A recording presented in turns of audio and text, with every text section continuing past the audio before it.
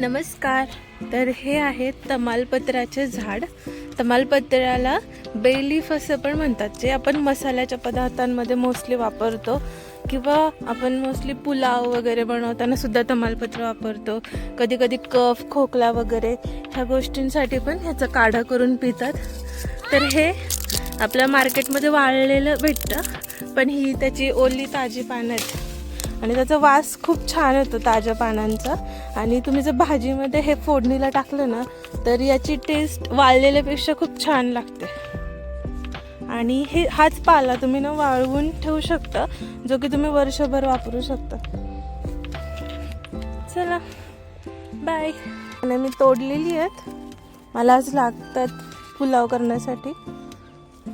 तर तुम्हाला ही तमालपत्राचं झाड कसं वाटलं मला नक्की कळवा, कमेंट्समध्ये नक्की सांगा. Thank you, bye bye.